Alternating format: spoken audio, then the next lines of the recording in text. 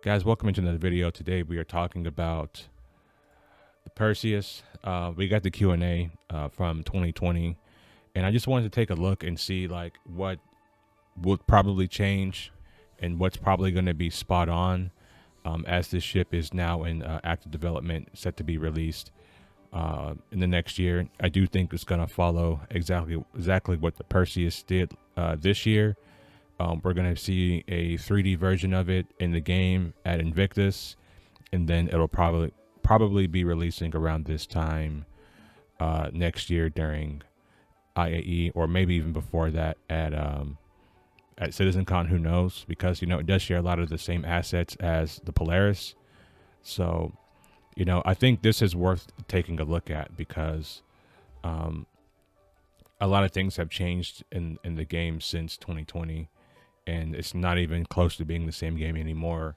And I do think that with things like this, with these older ships, as they do come into their active development cycle, I do think that CIG could do themselves a great service to come back and re-answer some of these questions and add a little bit more transparency to what they're producing here in this game.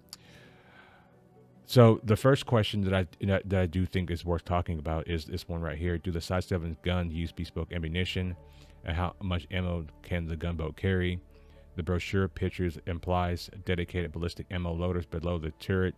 Can we customize the rounds to be either high explosive or high armor penetrating rounds like IRL battle tanks can choose between during battle? Will the Side 7 guns be swappable, or are they locked like on the Ares? The main turret weapons on the Perseus are currently planned to be bespoke Side 7 ballistics with custom ammo types to provide flexibility. Now, this right here this right here may be true about the ballistic ammo, different ammo types, because I do remember seeing a roadmap thing, not like something they were actively working on, but I do think ammo types were in the roadmap at some point, but it was removed. I don't really feel like going in and like digging for it right now, but I do remember seeing that earlier in the year. We know that we don't have to answer this question because we know it's in active development right now. How heavily is it armored? It's heavily armored for its size, designed to take a beating from other ships, but isn't as strong as a capital ship. This has me worried because I just did a video about the TAC being a bullet sponge, and it feels like this is going to be a bullet sponge too.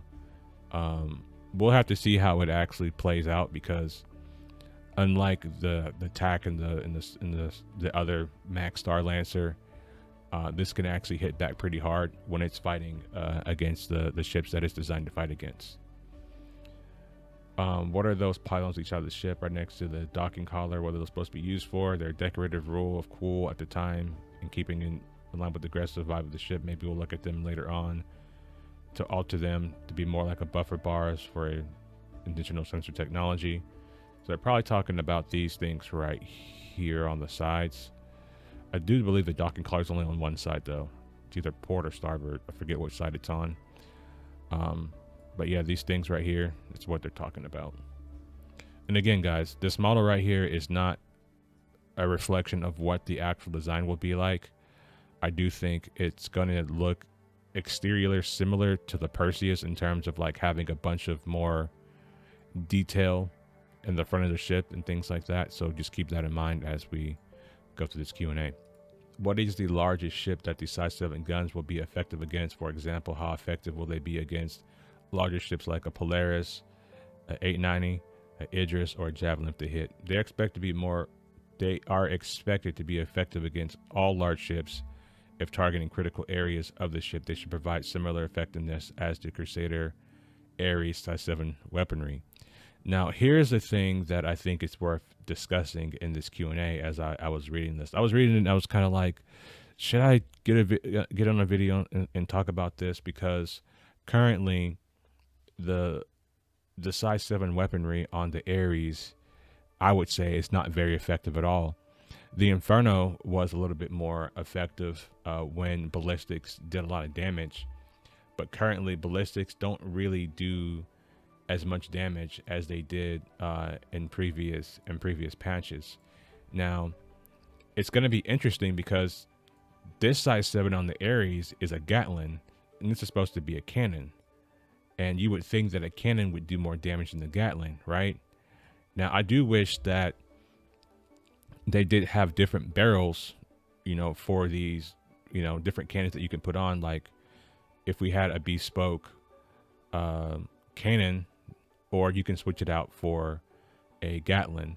That way, maybe you want your Gatling down here because it doesn't have, you know, the best visibility. You know, I do think that it would have been better for that turret to be up here, but hey, that is their design choice, and I'm gonna rock with it. And you can have your Gatling up here, and you can have another, or you can have your cannons up here and your ballistic Gatlings down here. I do think that would be worth them looking into in the future, especially for the Polaris too. That way we can have more flexibility and options in terms of like what we can use like on these ships, because sometimes maybe you don't want to use a cannon, maybe you prefer a Gatling, and I just think that, you know, it would be worth them, you know, looking into that. This one right here, this is not really that important.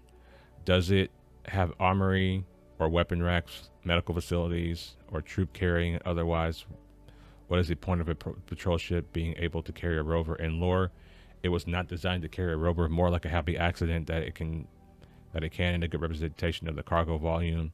It has no armory or troop carrying abilities, as that's not its role.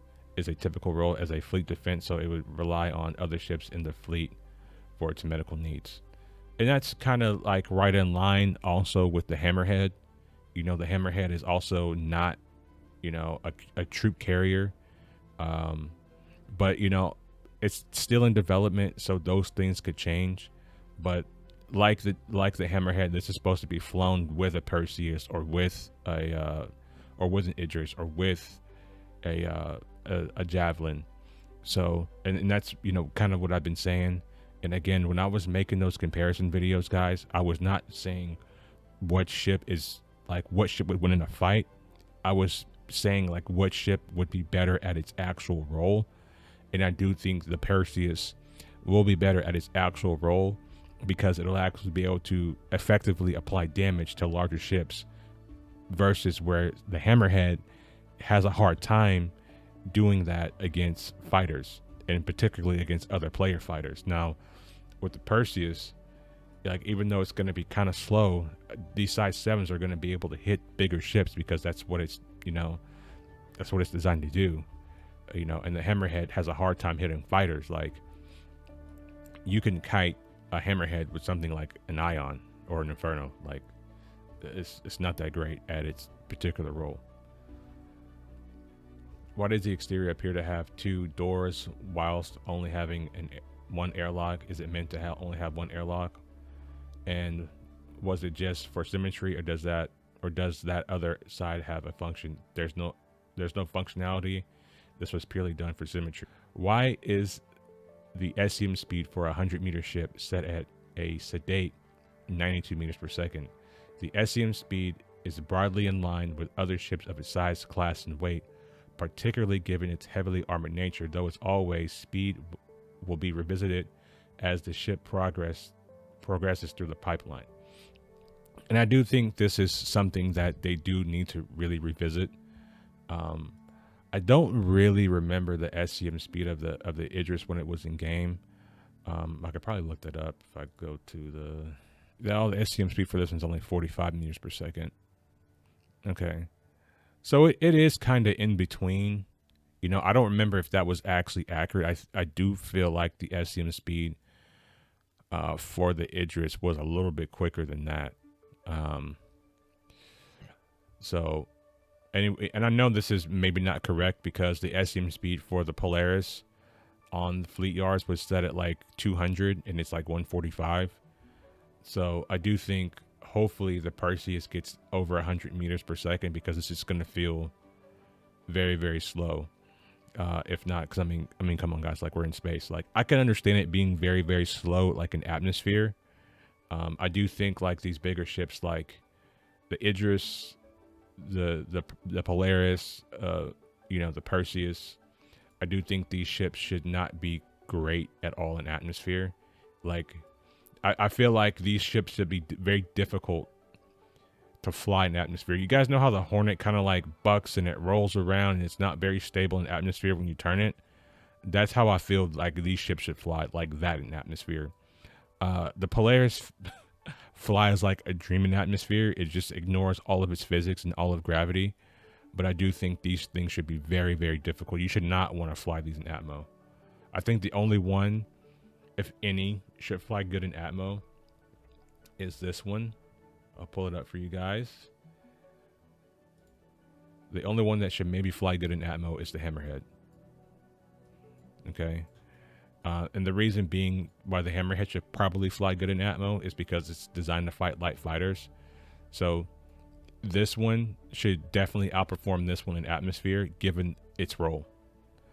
And that should be the exception to the rule. And you could probably redesign this right here in the back to give this like some lift and control surfaces and give it, and make it feasible as to why this ship would fly good in Atmo. You could even say it has a hole so it can, air can pass through, and then, whatever reasons you want to make. But I do think the Hammerhead should be a very good atmospheric flying ship, given its role.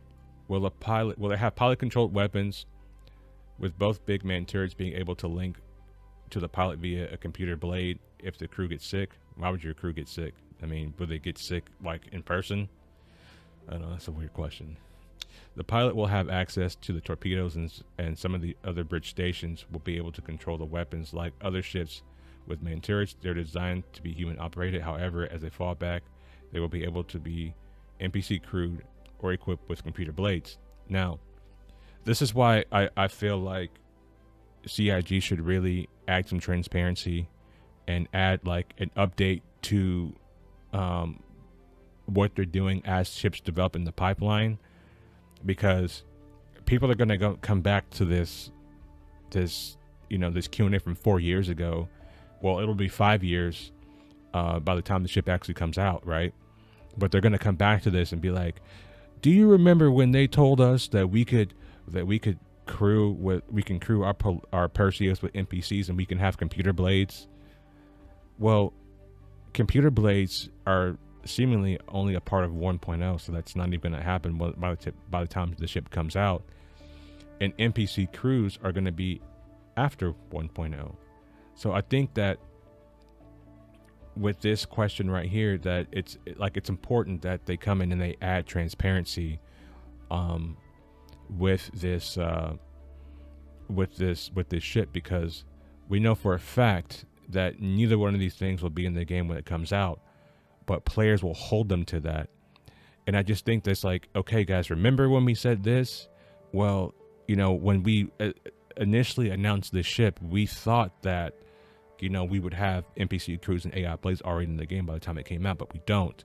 So therefore, it's not going to come out with the ship. Now, to some, this may seem like a little bit of common sense, right?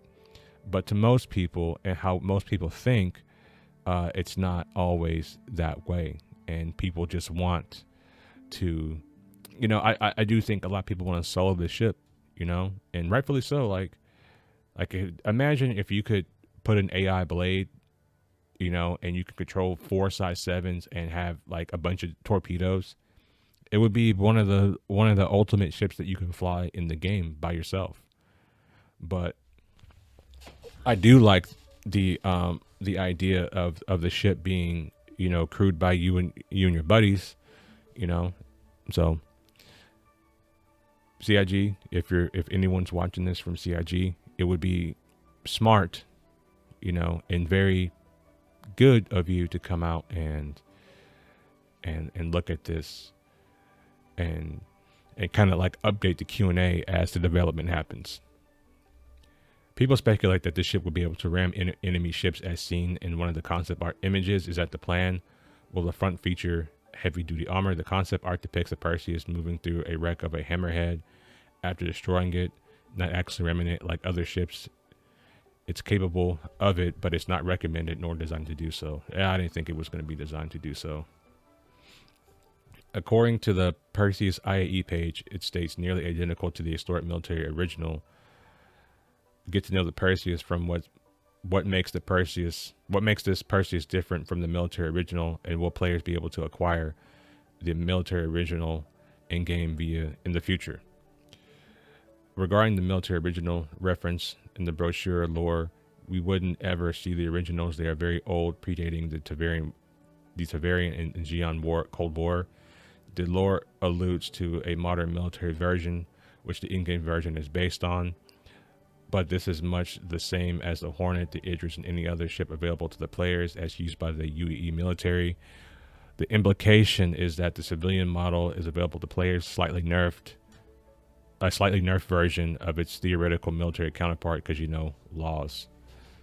Okay, well, that makes sense. What are the expected weaknesses of the Perseus versus a ship such as the Hammerhead, specifically blind spots, speed, armor, etc.? Can the man turrets turn quickly enough to easily follow targets like dogfighters, medium fighters, etc., or do they turn slowly?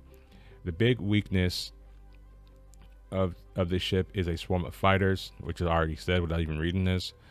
So exactly what the Hammerhead is designed to combat. It may have 2 size 7 turrets, but they aren't enough to defend against a determined group, as they don't rotate quickly enough to catch anything but larger targets. That makes sense. In the brochure, it states that the twin ballistic Gatlings guns, or it does say ballistic Gatlings. Okay. In the brochure, it states that twin ballistic Gatling guns can be fully automated or remotely controlled to keep incoming ordnance at bay. Will it require AI blades to automate these, or is the automation a part of the ship design in the brochure, it states that twin ballistic Gatling guns can be fully automated or remotely controlled to keep incoming ordnance at bay. Will it require AI blades to automate these, or is automation a part of the ship design, as this line of text seems to imply? The turrets will come equipped with blades, the turrets will come equipped with blades, so it can be automated by default. In addition, they will be controllable remotely from the bridge if a player wishes to manually control them. So this is one of the things that I think is worth kind of discussing, because we know that AI blades are not going to be coming in at 1.0, or they're going to be coming in at 1.0. I highly doubt that AI blades will be the thing that come with this ship, or this ship will introduce us to AI blades. And the reason for that is there are other ships right now that could really use some AI blade support, but we don't have it in game yet. Now, could that change? Could this statement be spot on, and the ship could come with AI blades? Yes, but I wouldn't hold my breath on it. And that's why I always think that it's when these older ships are coming through the pipeline finally, I do think it's important for CIG to, update these Q&As, because people are going to be expecting, people are going to be expecting to be able to use AI blades with this ship. And I just guys, like, I'm going to be honest, like, you guys know I don't shill for CIG. I don't shill. I don't do any of that kind of stuff. And I do think that it's worth saying that I don't see any AI blade technology coming with this ship. Like, I just don't see it. Would I love to be wrong? Would I love to see AI blade technology coming with this ship? Absolutely. I think that would be incredible. I think it would be amazing, and it would change the game further, right? But I just don't see it. I would much rather, my crew be all up in the bridge, controlling the turrets with blades, versus actually being down the turrets themselves. That just makes the most sense. Like, it doesn't make sense to me that, this far in the future, we still have a thing like manned turrets. I would expect manned turrets like, even now, like in the Navy, most of our weapons are remotely controlled. Like, we don't really have a lot of manned remote things. Our small arms stuff is still manned. Like, if we need to go man the 50 cals and stuff like that, those things are still manned. But like the big guns, like, we can remotely fire those from various locations in the ship, just not one area. So I think it's imperative that, either, they change this and then make it fully remote, which I think would be the best thing to do. Just make it a fully remote turret that's operated from the bridge. And that way you don't even need AI blade technology. It's just controlled from the bridge. Whether you have an NPC or whether you have a human crew, it's all controlled from one location. And, I think that would be the best bet. I just don't think that we will see AI blades. We're definitely not going to see NPC crew, but I do think, and I give them, a little bit of benefit of the doubt, right? At the time, they probably didn't foresee development, kind of where it's at. The pandemic did shut a lot of shit down during that time, and did this slow their development. I do think it delayed their development probably 1 to 2 years, and I give them that. I give them that 1 to 2 years, right? Because it hurt a lot of things, especially like in gaming and other industries, were hurt by the global pandemic. So I will give them a little bit of leeway on that. But overall, I do think that we won't get AI blades with the ship. And I do think that, if CIG was smart, and if CIG wanted to improve their relationship with their player base and their customers, that they should come out and give us an update, not on just this ship. If you guys want me to go back and look at some of the other ships that are older that are in development and check a look at their Q&As and see, what will probably change with those ships as they come online, like, I'm willing to do that for you guys. But I don't think we're going to see anything from this brochure, especially like, I'm not going to say anything. My particular thing is the AI blades and the NPC crew. I do think the speed may change, but usually when it comes to speed, there's usually pretty spot on. I do know that the Polaris is actually slower than it's advertised as seen speed by Fleet Yards. So maybe this ship will be a little bit faster. Can we get it up to 120 meters per second? I think that would be pretty good. But, again, all this stuff is speculation, of course, because none of it's actually in game.